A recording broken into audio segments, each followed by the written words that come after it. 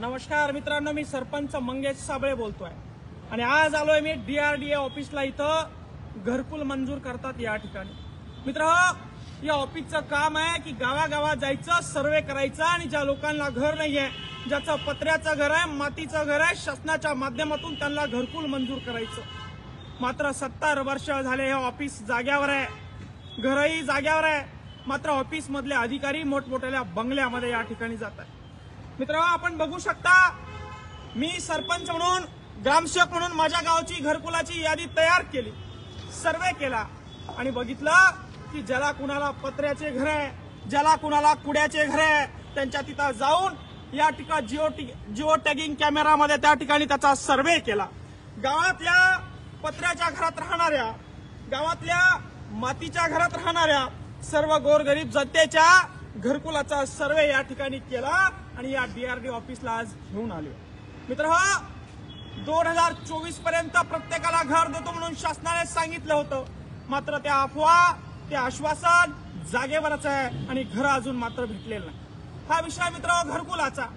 हे सीओकडे गेलो, सीओला सांगितलं मला घरकुल पाहिजे, माझ्या लोकांनी 100% कर भरलाय, ते मला घर मागायला लागले, दर महिन्याला ते येतात आणि आम्हाला घरकुल कधी मिळणार आहे म्हणून विचारतात।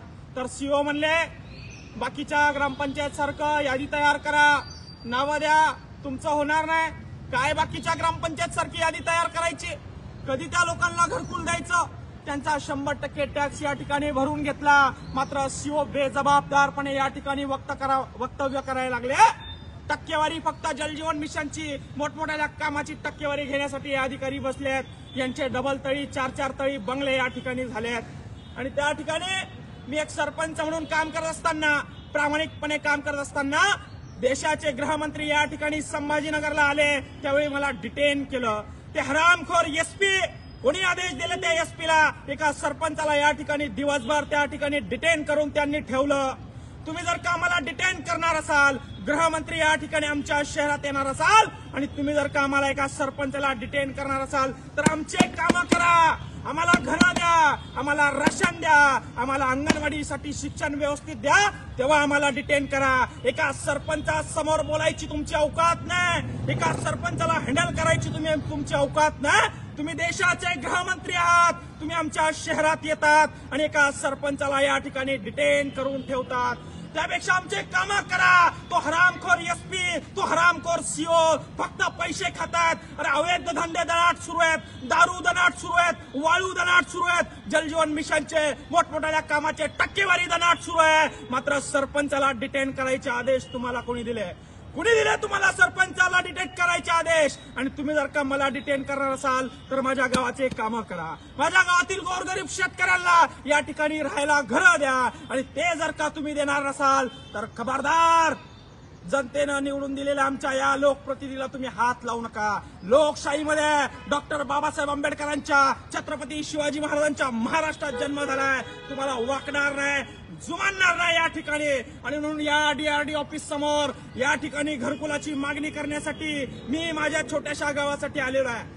शहरामध्ये पोलवर पोल मेट्रोचे तुम्ही चढवतायत, चंद्रावर चंद्रयान त्या ठिकाणी तुम्ही पाठवतायत, ऍडव्हर्टाइजमेंटसाठी हजारो लाखो रुपये तुम्ही खर्च करतात। मात्र गोरगरिबाच्या घरासाठी 2 घरकुला वर्षाला तुम्ही देतात, वर्षाला 2 घरकुला तुम्ही देतात आणि त्यासाठी फक्त 1,40,000 रुपये तुम्ही देतायत। ही अवेलना तुम्ही गोरगरिबांची करतायत। अगोदर गावाचा विकास करा, अगोदर खेड्याचा विकास करा, अगोदर गावाच्या शिक्षणाकडे लक्ष द्या। आणि ते जमणार नसेल एसपी, सीओ, तर सरपंच जो करतोय त्याला डिटेन करू नका, त्याला अटक करू नका, तुम्हाला तो अधिकार नाहीये। मी सुद्धा UPSCचा अभ्यास केलाय, तुम्ही काय UPSC शिकले रे?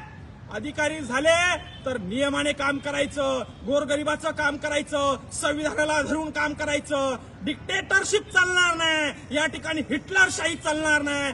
एक संविधानाचा अभ्यास केलेला माणूस सांगतोय, सरपंच समजलं काय? संविधान गाळून पिलाय, संविधानाचा अभ्यास केलाय। गृहमंत्रीला जो अधिकार आहे, माझं संविधानिक पद आहे, मला सुद्धा तो अधिकार आहे। आणि म्हणून आमचे काम करा, आमच्या गावाचे काम करा, तरच आमच्या कॉलरला हात लावा। आणि तुमच्याकडनं हे काम होणार नसेल तर आज माझ्या या गावकऱ्यांना सांगतोय की हे तुमचं सरकार काम करणार नाही, हे अधिकारी तुमचं काम काम करणार नाही. हे गुंडशाही दडपशाही करणारच सरकार आहे. गुंडशाही दडपशाही करणारे हे अधिकारी आहे. यांचे बंगले तपासा, यांना ईडी सीबीआय लावा, यांचे प्रॉपर्टी बाहेर काढा, मग तुमच्या लक्षात येईल गोरगरिबांसाठी आलेला निधी यांनी खाल्लाय, यांच्या खिशात गेलेला आहे गोरगरिबांचा निधी. आणि या डीआरडी ऑफिस समोर माझे घरकुला मंजूर व्हावेत म्हणून हा सर्वे या ठिकाणी उघडतोय मी. या ठिकाणी डीआरडी अधिकाऱ्यांची लाज आम्हाला वाटते की आम्हाला या 21व्या शतकामध्ये राहायला आमच्या लोकांना घरं नाहीये. ते घरकुल मागताय आणि या शासनाचं ते काम असताना हे अधिकारी पैसे खायचं काम करतायत. घरकुलासाठी प्रत्येक ग्रामपंचायतला हे ग्रामसेवक अधिकारी, हे बीडीओ अधिकारी, हे सीओ अधिकारी पैसे घेताना या ठिकाणी आपल्याला दिसून येत आहे. यांच्या प्रॉपर्ट्या चेक करा, यांच्या किती पैसे खाल्ले यांच्या बुडातून मुळ्यात बाहेर काढा. आणि म्हणून सरकारला चेतावणी आहे, संवैधानिक पदावर असताना, काम करत असताना तुम्ही जर आमचं काम करणार नसेल तर आम्हाला अडवण्याचा, दाबण्याचा प्रयत्न करू नका. कारण डॉक्टर बाबासाहेब आंबेडकरांच्या संविधानानुसार आम्ही काम करतोय. जय जवान, जय किसान.